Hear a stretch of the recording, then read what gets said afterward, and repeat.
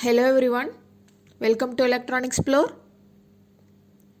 I would like to start with first unit from our syllabus, that is electronic devices and circuit. In this video I am going to discuss about introduction to semiconductor. Generally materials are classified into three types: conductor, semiconductor and insulator. Conductor having excellent current carrying capacity, that electron can flow easily within these elements.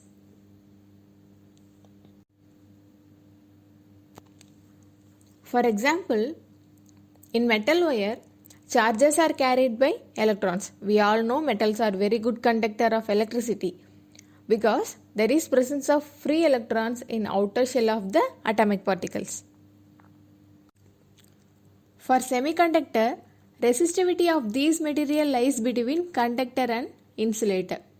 It is having the character behave like conductor as well as insulator. The familiar example of semiconductor is germanium and silicon. Mobile, PC, many electronic devices are example of semiconductor. For insulator, atoms have tightly bounded electron in that. That's why it doesn't allow the flow of current. Insulator doesn't have current carrying capacity. For example, we can say glass or wood is a very good insulator. Insulator is used for protection against high voltage. See, in conductor, the energy gap is extremely small. So the electron jump from valence band to conduction band, right? In semiconductor, the energy gap is slightly far compared to conductor. It can easily overcome with heat. Okay? In insulator, the energy gap between conduction band and valence band is huge. The difference is more than 10 electron volt. It needs enormous amount of energy to push the electron into the conduction band. Semiconductor is further divided into two types: intrinsic semiconductor, also called undoped semiconductor. In simple language, we can say it's a pure form of semiconductor. What it means, the pure form of semiconductor? For example, if you take silicon semiconductor, all atoms must be silicon. If you take germanium, then all atoms must be germanium, like that. Second one is extrinsic semiconductor. In pure semiconductor, trivalent or pentavalent impurities are added to improve the conductivity. Why we use the trivalent or pentavalent? We'll discuss later in this video. Further, the extrinsic semiconductor also divided into two types: p-type and n-type semiconductor. In conductor, free electrons are responsible for electric current, right?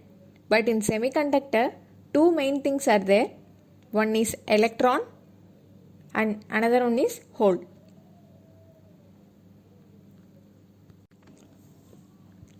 For example, this is the atomic structure of silicon. The silicon has 14 electrons and they have 4 electrons orbiting in outermost shell.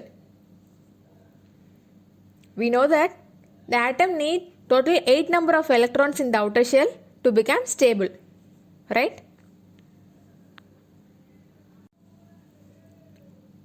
Now we will see how the semiconductor acquires the additional 4 electrons to become stable.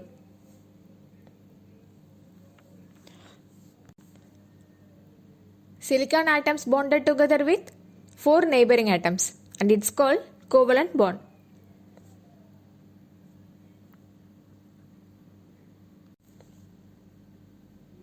At absolute 0 Kelvin temperature, the covalent bond is very stronger. If you increase the temperature, they will break the bond. Some electrons gain enough energy to jump into the conduction band. Then empty space is formed and it's called a hole. Here, holes are positively charged and electrons are negatively charged. That's why the neighboring electron attracted toward the holes and electrons. In intrinsic semiconductor, number of electrons is equal to the number of holes.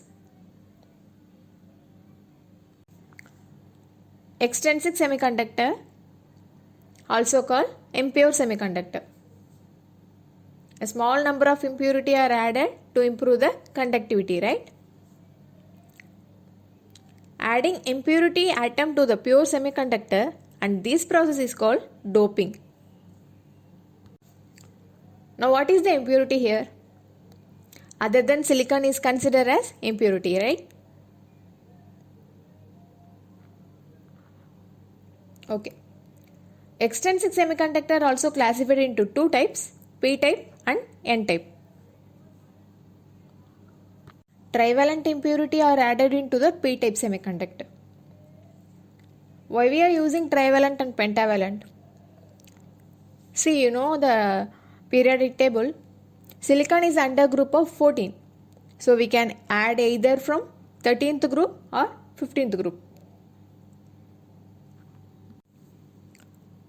In p-type semiconductor, if I take trivalent impurity as boron, then the 3 electron of boron form 3 bond with silicon, and it need a extra electron to complete the tetrahedral arrangement of bonds, right?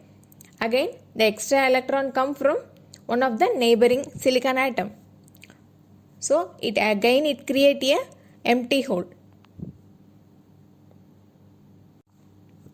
The same thing will happen at a new position. Finally, we can say plenty of holes move randomly inside the crystals. As we know, holes are positively charged, right? So, positive charge carrier is increased. In n-type semiconductor, for doping process, for example, I will take phosphorus from pentavalent impurities. Phosphorus having 5 electrons in outermost shell. Then the 4 electrons will form bond with silicon. Then the 5th electron of the dopant is free. Therefore, the number of free electron increases by adding the impurities. Here, negative charge carrier is increases. Then it is called n-type semiconductor.